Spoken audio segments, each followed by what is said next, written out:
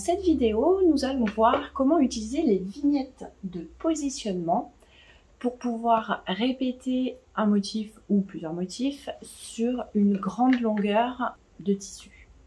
Donc les vignettes de positionnement, ce sont ces petites vignettes qui sont fournies avec votre machine. Donc ici, on va travailler sur la luminaire, aussi disponible sur la PR 1050 et 1055. Je vais donc maintenant choisir mon motif. Alors, le mien, je vais garder en mémoire, je le sélectionne. Il est important de prendre un motif qui soit quand même légèrement plus petit que votre cadre pour permettre ensuite le repositionnement.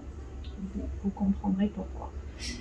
Donc, ici, mon motif, il est déjà édité. Je n'ai pas besoin d'y toucher. Je vais passer en broderie. Et dans l'onglet disposition, je vais venir maintenant activer l'option répétition de motif. Donc, c'est celui-ci.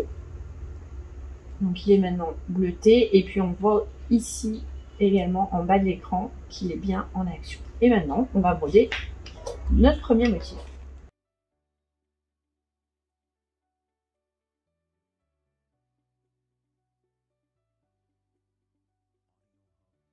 Donc le motif de broderie est terminé et maintenant à l'écran, la machine me demande si je suis d'accord pour relier le motif suivant. Donc, bien sûr, je mets OK.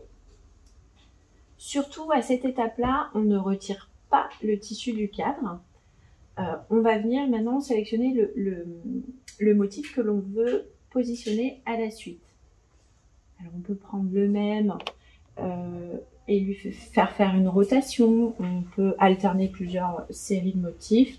Moi, je vais rester simple sur l'exemple. Je vais reprendre le même motif. Donc, je le sélectionne. J'appuie sur Régler. Et maintenant, je rappuie donc sur la touche liaison de motif. Et maintenant, je dois sélectionner l'emplacement de liaison. Donc là, à l'écran, la machine, elle m'a positionné le motif en bas. Moi, je le veux vers le haut, parce que ici, je n'ai pas de tissu. Donc, je viens le remonter.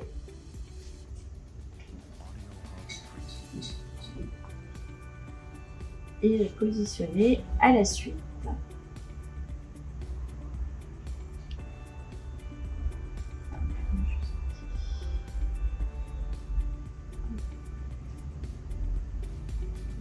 Et là, ma liaison est faite. Donc j'appuie sur OK.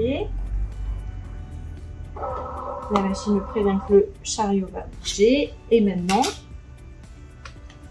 la machine projette le dessin de la vignette de positionnement. Donc je vais venir coller ma vignette. Et je viens faire correspondre .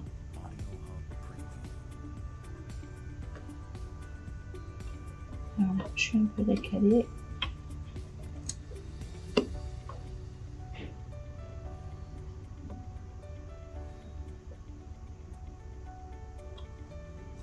Je vais faire correspondre ma vignette dans l'emplacement prévu.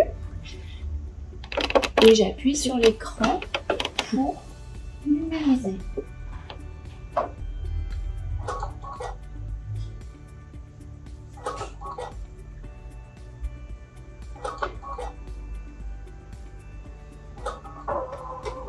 Donc la machine a terminé la première numérisation et je vais maintenant apposer ma seconde vignette. La machine projette et moi je viens positionner ma vignette et j'appuie sur la touche numériser et la machine va recommencer le même travail.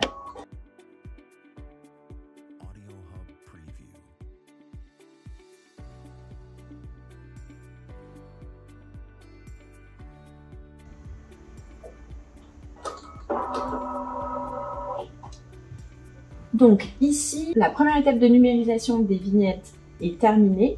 Je vais pouvoir décercler et repositionner mon tissu pour avoir le motif à la suite. Donc ici, moi j'ai choisi le cadre bordure parce que on a un côté très pratique. Je déclipse et je viens faire coulisser mon tissu.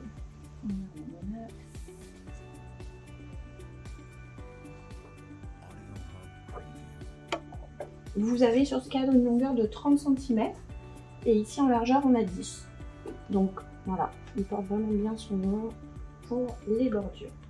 Donc si vous utilisez un cadre classique, bien sûr, il vous faudra retirer le cadre de la machine pour pouvoir recercler correctement.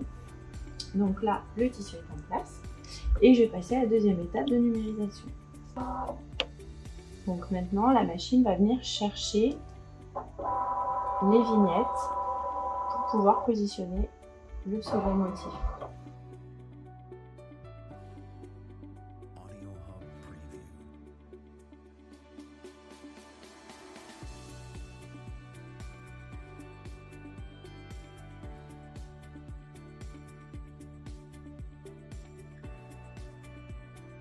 Je les enlève et j'appuie sur OK pour broder le motif suivant.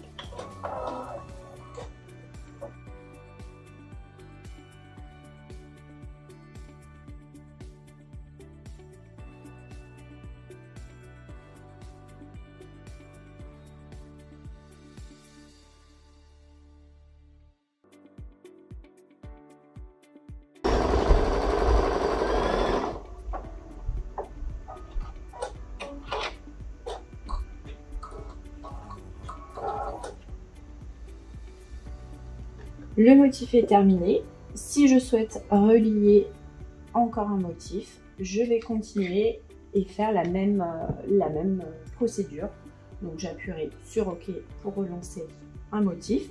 Une fois que j'ai terminé, j'appuie tout simplement sur annuler et ça va stopper le processus de répétition.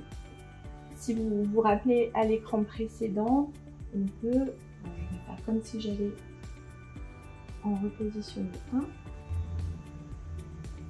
venir éventuellement faire mes angles sur certains types de projets, de pouvoir vraiment venir faire une bordure et pouvoir positionner nos motifs sur les coins.